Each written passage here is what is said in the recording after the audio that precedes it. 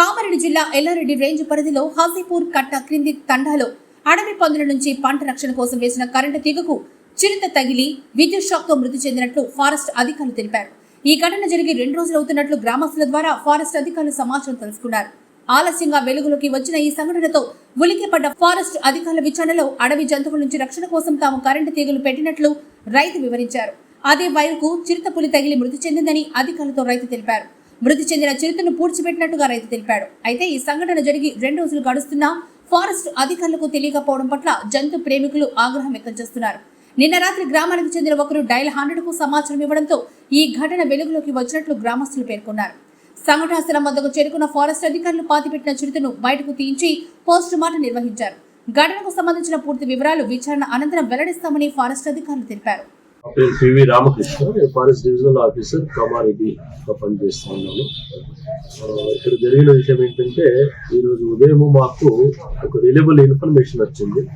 ఏంటంటే కామారెడ్డి డివిజన్లో ఎల్లారెడ్డి మండల పరిధిలో హాజీపూర్ గ్రామ దగ్గరలోని కట్ట కింది తాండా దగ్గర ఒక అనుమానాస్పదంగా ఒక వైల్డ్ ఎనిమల్ అంటే అడవి జంతువు చనిపోయినట్టుగా సమాచారం వచ్చింది.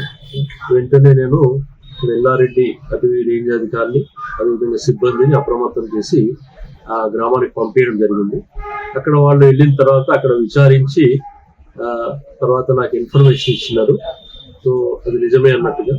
సో వెంటనే నేను ఆ గ్రామాన్ని చేరుకొని అదేవిధంగా మా సిబ్బందిని, అదేవిధంగా పోలీస్ సిబ్బందిని, అదేవిధంగా మన వెటర్నరీ అసిస్టెంట్ సివిల్ సర్జన్ ని, assistant surgeon EAS doctor Ravikumar గారు కూడా వచ్చిన తర్వాత అక్కడ పరిశీలించడం జరిగింది. ఆ ఏరియా మొత్తం పరిశీలించిన తర్వాత అక్కడ స్థలంలో ఆ తాండాకు చెందిన దూప్య అనే వ్యక్తి నిన్న సాయంత్రము అక్కడ వాళ్ళ చెరుకు తోటలో ఒక ప్రదేశంలో ఈ వైల్డ్ ఎనిమల్ అటవీ జంతువుని పాతిపెట్టినట్టుగా చూపించినాడు. సో అక్కడ అతని సాయంతోనే వెలికి తీయగా అది చిరుతపులి అని తేలింది. సో ఈ చిరుతపులిని బాడీనంతా రికవర్ చేసిన తర్వాత ఇక్కడ ఎల్లారెడ్డి రేంజ్ పరిధిలోకి తీసుకుని వచ్చేసి రేంజ్ కాంప్లెక్స్ లో మన వెటర్నరీ డాక్టర్ రవికుమార్ గారి ఆధ్వర్యంలో పోస్ట్ మార్టం నిర్వహించడం జరిగింది. ఈ చిరుతపులి సుమారుగా 2 ఏళ్ల వయసు ఉన్నట్టుగా నిర్ధారించడం జరిగింది.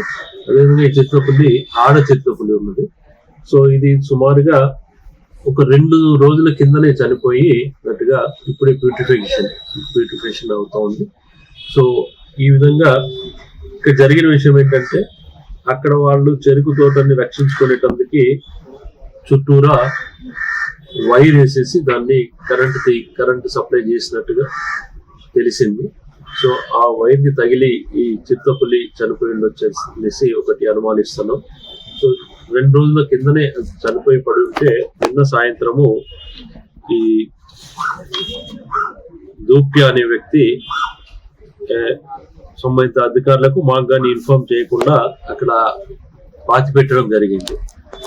సో దాన్ని పరిశీలించిన తర్వాత మొత్తం దాని కూరలు, తర్వాత దాని గోర్లు, తర్వాత మొత్తం కూడా యాక్టివ్ గా ఉన్నట్టుగానే మేము నిర్ధారించుకున్నాం. ఆ తర్వాత పోస్ట్ మార్టం తర్వాత ఇప్పుడు దాన్ని మా అడవిలో డిస్పోజల్ చేయడం జరుగుతుంది. బట్ ప్రజలకు విజ్ఞప్తి ఏంటంటే, ఈ విధంగా ఈ పంటల చుట్టూ కరెంటు తీగలు అమర్చడం ద్వారా ఈ వన్యప్రాణులకు, అదేవిధంగా మన మానవాళికి, అదేవిధంగా అందరికీ కూడా ఒక డేంజర్, ఒక అపాయం అనేది కలుగుతుంది. ఎవరైనా సరే తెలియకుండా కూడా టచ్ అయితే కూడా వాళ్ళు మరణించే అవకాశం ఉన్నది.